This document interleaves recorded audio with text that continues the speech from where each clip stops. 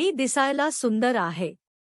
मी Mumbai युनिव्हर्सिटीची badminton player असल्याने व माझ्या फिगरमुळे मला कॉलेजमध्ये सर्वजण चांगल्या बॅडमिंटन प्लेयरचीच उपमा देत म्हणत.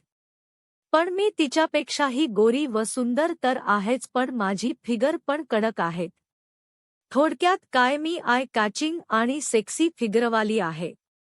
मी शाळेत असताना शाळेतले सिनियर मुलं नेहमीच अचकटविचकट कॉमेंट्स करायचे व आमचे स्पोर्ट्सचे सर नेहमी मला शाबासकीच्या निमित्ताने माझ्या अंगावरून हात फिरवून चान्स घ्यायला टपलेले असायचे. इतकेच काय, तर मी कॉलेजमध्ये गेल्यावर आमच्या कॉलेजमधले सर्व मुलं व प्रोफेसर माझ्याकडे डोळे फाडून बघायचे. तेव्हा पहिले मला ऑकवर्ड होत असे. पण गेल्या 3 वर्षात आता जरी अचानक कधी कोणी साठीच्या पुढचेही पुरुष माझ्याकडे आसुसलेल्या नजरेने बघतात, तेव्हा मला आजकाल आश्चर्य पण वाटत नाही. इतकी मी पुरुषांच्या नजरांना सरावलेली आहे. माझी फायनल अमेरिकेत असताना माझी ओळख ईशानशी झाली. ईशान हा उंच आणि सुंदर होता आणि गर्भश्रीमंत होता. त्याची फॅमिलीही बडे प्रस्थ होती. तो आमच्या कॉलेजमध्ये सर्वात स्मार्ट दिसायचा. इतका की फक्त आमच्या कॉलेजच्या मुलीच काय, तर अगदी लेडी प्रोफेसरसुद्धा त्याच्यावर फिदा होत्या. सेही त्याच्या लफड्यांचे किस्से मी ऐकून होते. व त्याने 2 ते 3 मुलींबरोबर व एका लेडी प्रोफेसर बरोबर केलेली फक्त बेडपर्यंतची मैत्री संपूर्ण कॉलेजला माहीत होती. त्यामुळेच मी सुरुवातीपासून त्याच्यापासून दूर दूर असे. पण कॉलेजच्या वार्षिक स्नेहसंमेलनात त्याने मात्र मुद्दाम माझ्या मैत्रिणींकडून माझ्याशी ओळख करून घेतली. हळूहळू आमच्या ओळखीचे रूपांतर मैत्रीत झाले. आम्ही बऱ्याचवेळा हॉटेल, पिक्चर व पिकनिकला जात असू. एकदा असाच काहीतरी विषय निघाला असता. मी त्याला हळूच आडवणाने त्याच्या त्या सगळ्या लफड्यांबद्दल विचारले असता त्याने चक्क मला त्यांची कबुली अगदी स्पष्टपणे दिली. तो मला म्हणाला, "हे बघ प्रिया, एक गोष्ट इथे लक्षात घे की मी त्यांच्या मागे लागलो नसून त्या माझ्या मागे होत्या व मलाही त्यांचे आकर्षण वाटणे स्वाभाविक होते. कारण मी काही अगदीच सोवळा नाही. पण एक मात्र इमानदारीने सांगतो की मी त्यांच्यापैकी लग्नाचे वचन कोणालाही दिले नाही. आणि जेव्हा त्यांना माझ्या अटी पटल्या तेव्हाच मी त्यांना बेडवर नेले." हे ऐकून मी पहिल्यांदा तर हादरूनच गेले. पण त्याने मला जगात असलेल्या वस्तुस्थितीची जाणीव करून दिली व सध्याच्या या वेगवान जगात आपण संस्कारांना किती धरून ठेवायचे व कुठे सोडायचे यावर एक फारच छानसे भाषण दिले, जे की मला मनोमन पटले. कॉलेजच्या सेकंड इयरमध्ये तो व मी एकमेकांचे छान मित्र झालो. आमच्या मने एकमेकांशी जुळण्याचे कारण म्हणजे मी दरवेळी त्याला काय म्हणायचे आहे हे समजून घेत असे आणि नंतरच माझे मत प्रदर्शित करत असे. हळूहळू मला तर त्याला काय म्हणायचे आहे हे त्याने अर्धवट सोडलेल्या वाक्यावरून कळून जात असे. आणि आता तर तो माझ्याकडे पूर्णपणे आकर्षित झाल्याचे माझ्या ध्यानात आले होते. मलाही तो अगदी पहिल्यापासून आवडत होताच, पण मी त्याचे अवांतर वागणे ऐकून जरा सावध पावित्रा घेऊन होते. एके दिवशी त्याने मला प्रपोज केले तर मी त्याच्याकडून जरा वेळ मागून घेतला, कारण मला बघायचे होते की हा मला व फक्त मलाच कमिटेड राहील. जेव्हा मी त्याच्याशी कमिटमेंटच्या विषयावर बोलले तर त्याने मला फक्त माझ्या फॅमिली व तुझ्याशी कमिटेड राहीन हे प्रॉमिस केले. आता तर माझ्या मनाप्रमाणे झाल्यामुळे मलाही हरकत नव्हती व अशा रीतीने आमच्या मैत्रीचे रूपांतर प्रेमात झाले. पण त्याची एक गोष्ट मात्र मानावीच लागली की तसे तर सर्वच असतात, पण ईशान आपल्या कुटुंबाशी जरा जास्तीच अटॅच होता. तो नेहमीच माझा भाऊ, माझी आई, माझे बाबा, माझी बहीण असे उल्लेख करत असे. त्यावर कधी कधी मी त्याला चिडवतही असे की घरच्यांच्या पुढे जगात तुझं कोणीच नाही का? जसं तुझे मित्र, मैत्रिणी किंवा मी. त्यावर तो एकदम गंभीरपणे म्हणाला, बाकी लोक पण आहेत, पण त्यांचे महत्त्व जेमतेम 2% पण नाही. शिवाय तू सुद्धा आणि हो, हा मी तुझा अपमान करत नाहीये. पण हीच वस्तुस्थिती आहे. तुला जर आपल्या रिलेशनसंबंधी जर पुनर्विचार करायचा असेल तर तू जरूर कर.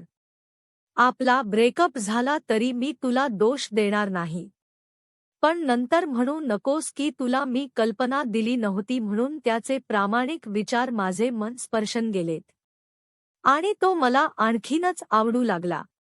एकदा ईशान मला पुण्याला घेऊन गेला होता. मुद्दाम माझी त्याच्या घरच्यांशी ओळख करून द्यायला. त्याने घरी सर्वांना माझी गर्लफ्रेंड म्हणूनच ओळख करून दिली. ईशानला विनय व विनिता हे जुळे मोठे भाऊबहीण होते. त्यापैकी विनिताचे लग्न राजेशशी झाले होते. मला सर्वजण अगदी प्रेमाने भेटले. विनय, विनिता व राजेशनी माझे बरेच कौतुक केले. सर्व लोक खूपच छान होते. फक्त दिसायलाच नाही तर स्वभावाने देखील. विनय हा एकदम हँडसम व अतिशय चांगल्या तब्येतीचा होता. अगदी जॉन अब्राहम सारखा. आणि अंकल व आंटी तर वयाच्या मानाने खूपच यंग वाटत होते. अगदी ईशानचे मोठे भाऊबहीणच शोभले असते. अंकल तर या वयात देखील ईशान व विन्यपेक्षाही स्मार्ट दिसत. प्रथमदर्शनीच मला ते खूप खूप आवडले. ते मी ईशानला म्हटले देखील. राजेशची पर्सनॅलिटी तर अगदी मॉडेलसारखी होती. फक्त मला एक गोष्ट थोडी वेगळी वाटली की ईशानच्या घरचे लोक आपले फिलिंग जरा फिजिकलीच दाखवत. पण बहुधा ही हायफाय स्टाईल असावी असा विचार करून मी सोडून दिले, कारण मी तद्दन मध्यमवर्गीय व ते लोक बड्या घरचे. त्यांच्या या स्टाईलला म्हणजे मिठ्या मारणे किंवा गालाला किस करणे वगैरे मी पण हळूहळू सरावले. ईशानची आई व वडील माझे बरेच कौतुक करत. ते जरी पुण्यात राहत होते तरी ईशानची आई माझ्याशी आठवड्यातून एकदा तरी फोनवर बोलत असे. आणि जर कधी ते कामानिमित्त मुंबईला आले तर आम्हाला दरवेळी ते ताजलाच डिनरला नेत. आमच्या फायनल इयरच्या शेवटी विनयचे लग्न झाले. त्या लग्नात माझा सहभाग होताच, कारण मी ईशानची गर्ल फ्रेंड होते ना. विनयची बायको माया ही पण त्यांच्या सारखीच बड्या घरची मुलगी होती. माया तशीही ईशानच्या वडिलांच्या फास्ट फ्रेंडची मुलगी होती. यांचेही लव्ह मॅरेजच होते, पण ती शिक्षणासाठी यूकेला असल्यामुळे मला ती प्रत्यक्ष लग्नातच भेटली. ती फार बोलकी असल्याने तिचे व माझे एका भेटीतच चांगले जमले. लग्न फार म्हणजे फारच थाटात झाले. पण त्या लग्नात मला एक गोष्ट जाणवली. ती म्हणजे ईशानचे कोणी नातेवाईक कुत्सितपणे म्हणाले, इतका खर्च कशाला करावा यांनी? तसेही तर हे बहीणभावाचे लग्न आहे ना. मी हे ईशानला सांगताच त्याचा चेहरा क्षणभर पडला, पण दुसऱ्याच क्षणी तो म्हणाला, आमचे काही नातेवाईक आमच्या स्टेटसवर जळतात म्हणून काहीवाही बोलतात. तिकडे तू लक्ष देऊ नकोस. फायनल इयर नंतर मी MA ला प्रवेश घेतला. ईशानच्या वडिलांची इच्छा होती की त्याने MBA करावे, पण त्याने वडिलांचा व्यवसायात हातभार लावणे पसंत केले. कारण तसे त्याचे म्हणणे खरेच होते की जर आपणच 10 MBA लोक नोकरीला ठेवू शकतो तर मग आपण का करावे? त्यापेक्षा बिझनेसमध्येच अनुभव घ्यावा, कारण त्यांचा बिझनेस फारच मोठा होता. माझे MA झाल्यावर आमचे लग्न झाले. माझ्या लग्नात पण ईशानच्या घरच्यांनी प्रचंड खर्च केला. इतका की आमच्याकडील 25 लग्न या एका समारंभाच्या खर्चात झाली असती. माझे माहेरचे नातेवाईक माझ्या आई वडिलांना खरंच नशीब काढलं हो प्रियाने असे म्हणत होते. लग्नानंतर मात्र आम्ही मुंबईतच राहिलो. कारण ईशानचे वडील व भाऊ तिकडे पुण्यात जरी मेन फॅक्टरी व बिझनेस बघत होते, तरी मुंबई ऑफिस मात्र 2 वर्षांपासून ईशानच बघत होता. आणि ईशानचा माहीमलाच 3 बेडरूमचा प्रशस्त फ्लॅट होताच. व माझे माहेरही इथलेच असल्याने मला बरेच होते. लग्नानंतर ईशान प्रचंड बिझी असे.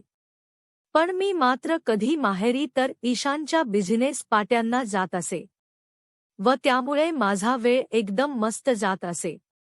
लग्नानंतर पाठ्यामध्ये ड्रिंक्स घेणे एव्हाना मी ईशानकडून शिकले होते. लग्नानंतर 6 महिन्यांनी होळीसाठी आम्हाला विनयदादाने पुण्याला यायचे खास आमंत्रण दिले. मला तो अगदी 4 ते 4 वेळा म्हणाला जरूर यायचं हं प्रिया. कारण आम्ही सगळे कुटुंबीय दरवर्षी होळी एकदम खासच नवतो आणि तुझी तर ही लग्नानंतरची पहिलीच होळी ना. आम्ही होळीच्या संध्याकाळी विनय दादाच्या बंगल्यावर पोहोचलो.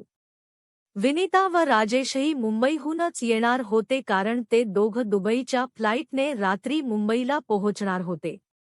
होळीचा कार्यक्रम असल्याने मायाने त्यांच्या कुक्कडून खास बेत बनवून घेतला होता. पण होळी संध्याकाळचीच असल्याने नोकरांनी सुटी केली होती.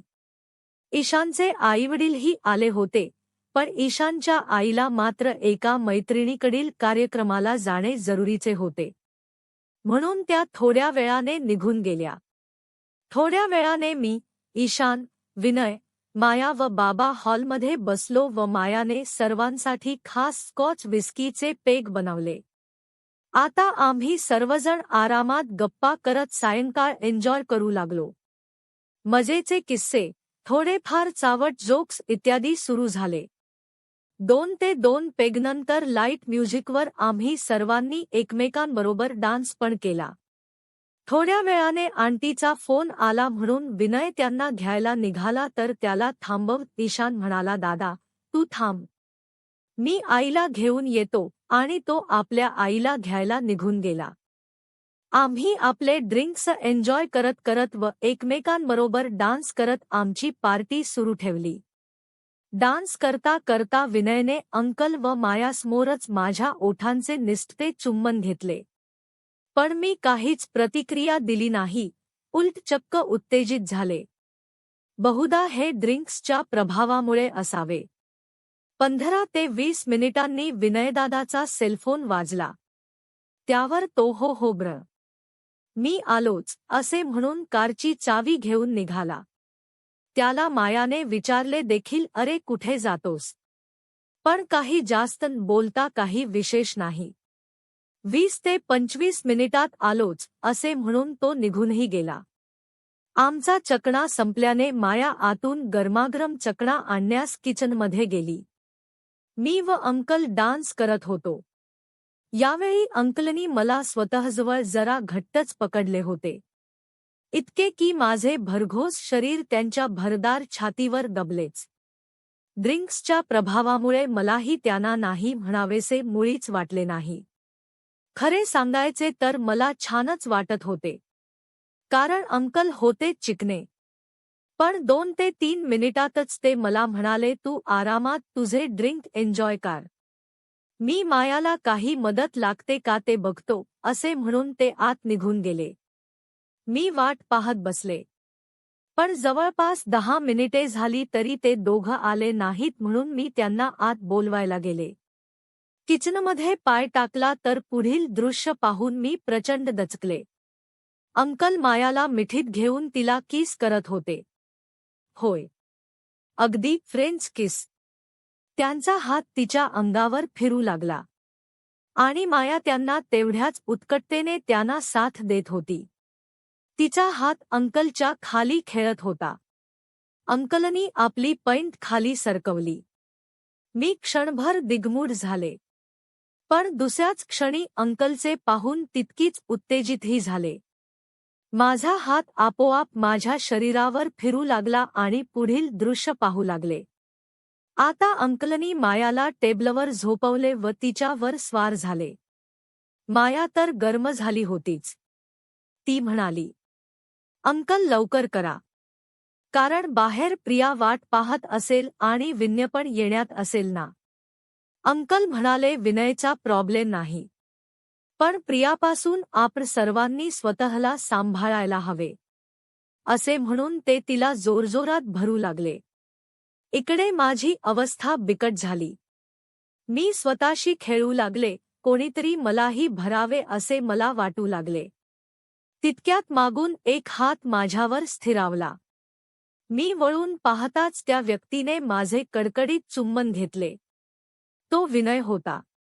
त्याला पाहून मला मनोमन इतका आनंद झाला की विचारू नका.